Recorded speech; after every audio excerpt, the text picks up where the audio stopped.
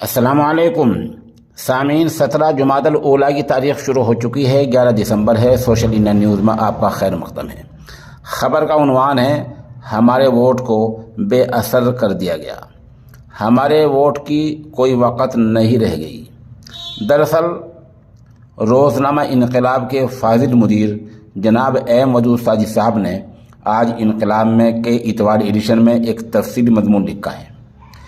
اس مضمون کی جو 5-6 سطریں ہیں ان کو ہم پیش کیے دیتے ہیں۔ انہوں نے لکھا ہے کہ وہ لکھنؤ کے زعماء ملت کے ایک پروگرام میں شریک ہوئے ہیں، جہاں موصوف نے یوں کہا کہ 2014 کے عام انتخابات میں آپ کے ووٹ کو بے اثر کر دیا گیا، 2019 میں آپ کے ووٹ کو بے وقت کر دیا گیا، لہذا فی الحال سیاسی محاذ آرائی کا کوئی فائدہ نہیں ہے۔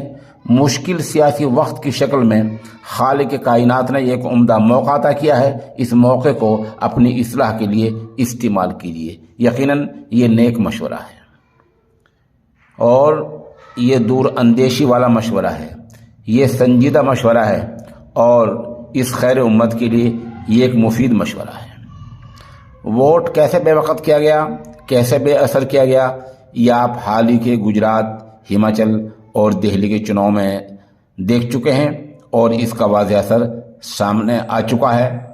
اس کے اسباب کیا ہو سکتے ہیں، ان اسباب کے پس منظر میں جانا یہ محققین کا کام ہے، جو لوگ سیاسی ماہرین ہیں، سیاسی مبصرین ہیں، سیاسی تجزیہ کار ہیں، وہ دیکھ سکتے ہیں اور وہ جان سکتے ہیں، وہی اس کی صحیح سے نشاندہی کر سکتے ہیں کہ ہمارا وہ ووٹ کس طرح بے اثر اور بے وقت کر دیا گیا۔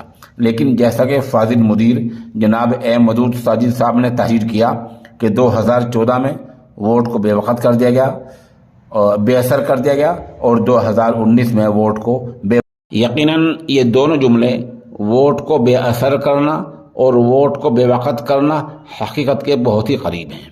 شاطر سیاسی لوگ اور شاطر سیاسی جماعتیں ہمارے ووٹ کو مزید تقسیم در تقسیم کرنے، منتشر کرنے اور ووٹ کو مکمل طور پر بے وقت کرنے کے لیے رات دن منصوبہ بندی کر رہی ہیں۔